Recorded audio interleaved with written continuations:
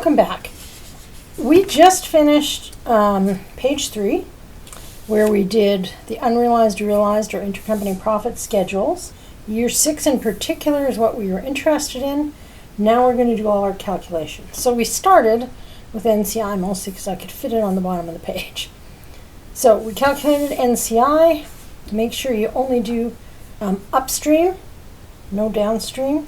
So if this would have been a downstream sale, we wouldn't even have these last 3 things. Okay? Let's make a note of that while we're here. No downstream in NCI. Because of course it belongs to the parent, not the sub. So NCI has nothing to do with it. Okay, so keep this handy because now we're going to go on to the next page. So we've got the year 6 financial statements. We'll do these last. What I want to do is down here at the bottom on page 4, calculate consolidated net income for year 6. So remember, this is for the year, not cumulative, and after tax. And I just stress that, you guys, because a lot of students will confuse the two. Okay, so what do we start with? We start with the parent's net income, which you can see in year 6 is $64.80. Now, what would we normally do here next? I'm going to write it out. I think there's enough room if you write small. Okay, what do we take off next? Subs dividends to parents. And if you look way back at the question, additional information on page 2, this is page 2, neither company declared dividends in year 5 or year 6. So that's going to be 0. Then we take off plus or minus, realized, unrealized, downstream, year 6. So let's look at page 3, year 6. Oh, and this incremental depreciation, we got to remember, was upstream. Okay, so all we have is upstream. It's all related to that one transaction. So there isn't any because it was all upstream. So parents adjusted net income is $64.80.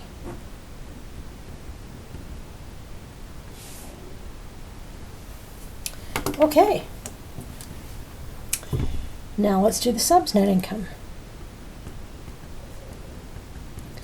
So subs net income is $23.10. Now we plus or minus changes in acquisition differential, and remember we want year 6 only because this is an income statement. So that's back on page 2.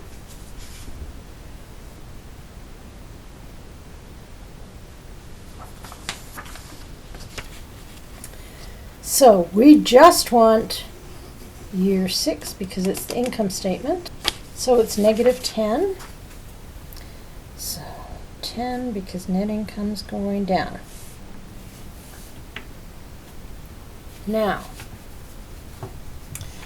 we're going to add plus or minus realized, unrealized, or whatever it's called, upstream, year 6. So take a second, look at my or your unearned, earned, or realized, unrealized, or intercompany profit schedule for year 6. And tell me which number or numbers is going to go on here.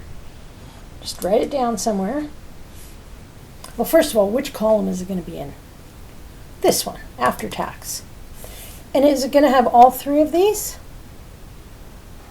No, just this first one, because this actually happened in year 6. Does that make sense?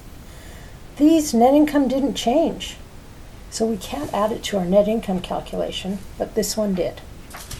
So I'm going to pull that back in a sec. So we've got 240. And should we subtract or add? Net income's going up, so we're going to add it.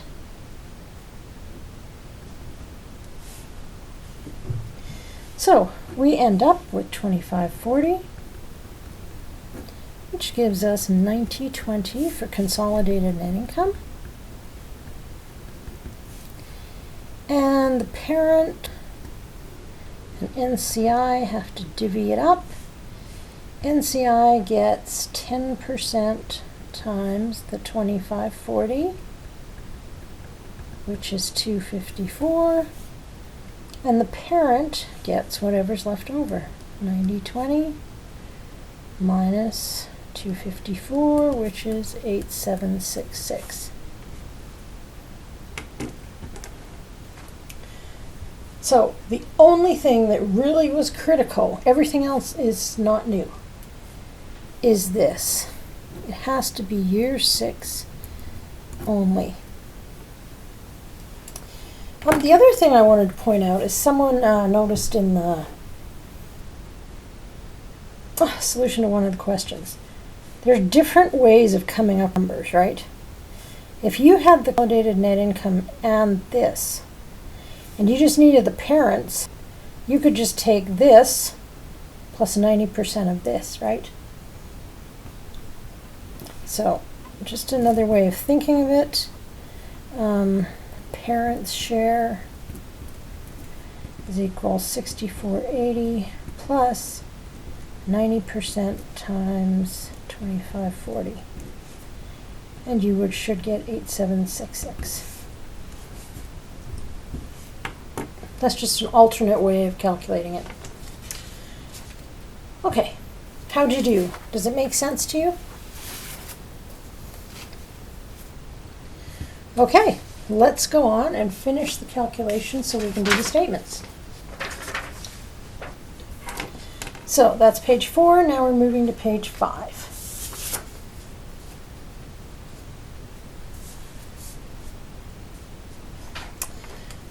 Okay, page 5. We want consolidated retained earnings at the end of year 6. Remember, this is after tax and not for the year, but cumulative. So this is the longer calculation. What do we start with? Parents' retained earnings, end of year 6, which is on page 4. So somewhere is page 4. And their retained earnings is right at the bottom, 18,700, and then the subs is 6,700. So 18,700. Then we take off plus or minus realized, unrealized. What kind of transactions? Downstream transactions. And like in the last one, we didn't have any. Make a little note to yourself though. Students try and take dividends off here. Don't take off.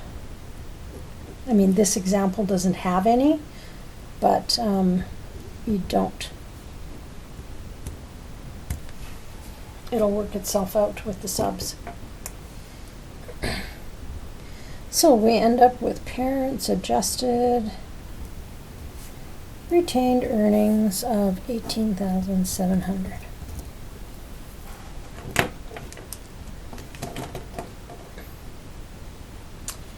Okay. Now, we start with the subs, retained earnings, end of year 6. And you go back and look on page 4. and you get 6,700. Now remember, we can't take off all their retained earnings because we didn't own them since the beginning of their life. So we take off subs retained earnings at acquisition, and that's on page 2. So go back and look at page 2, and in the question, when they acquired them, retained earnings balance was 4,200. So they always have to tell you that. So increase could be a decrease in subs retained earnings is 2,500. Remember, in any of these, going negative is just fine.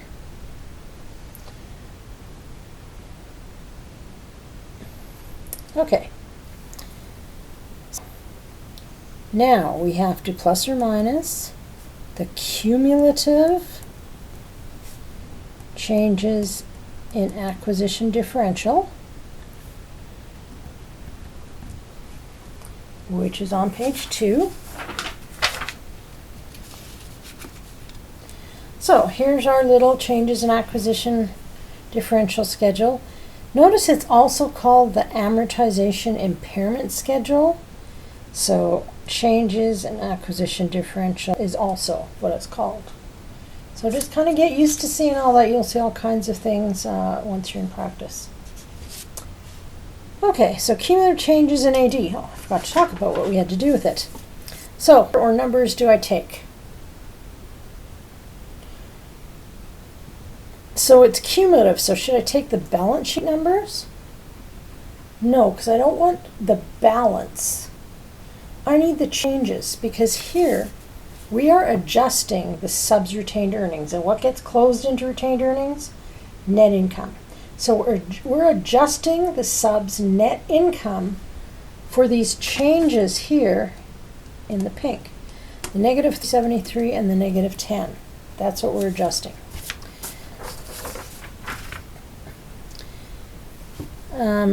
It's going to be 3373 plus 10, which is 3383, and we're making net income go down because it's impairment, and we had to increase the cost of goods sold on the inventory. Okay, so that's that. Now we need the plus or minus the realized, unrealized, upstream, cumulative. Okay, so again, this is where we look here on page 3 at our realized, unrealized. And again, just year 6. We did year 5 as a learning exercise. So, well, I know I have to use the after-tax number. And I'm doing retained earnings. So for sure I use this one, because I used it in income. Do I use those two also? Yes, just like NCI. I'm going to use all 3 of them. Okay? So I'm going to list them separately so that you can see exactly where they're coming from. So we have a gain from year 5, and it was 1,200. Now, that was year 5. Would that have made the net income go up or down, taking a gain away?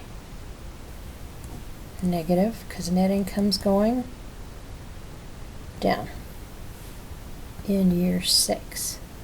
Sorry, in year 5. Okay, then we've got incremental depreciation. And we have year 5 and year 6. Or years 3 to 8, or 10 to 15, or whatever. So, looking at our little chart, we've got 240 times 2 years. And net income goes up. So this is going to be plus 480. Okay? So, 2,500 minus 3,383 minus 1,200 plus 480 is going to be negative. So we end up 1,603. And the parent's percentage is 90%. And that works out to negative 1,443, which gives us 17,257. And that's consolidated retained earnings.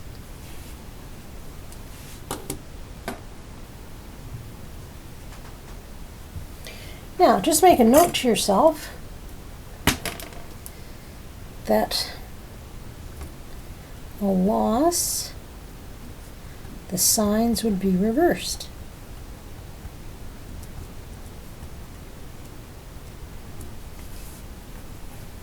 For those two.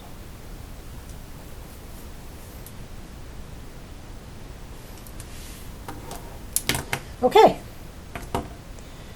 So we're going to do the financial statements next. They are on page 4, and I will start a new video.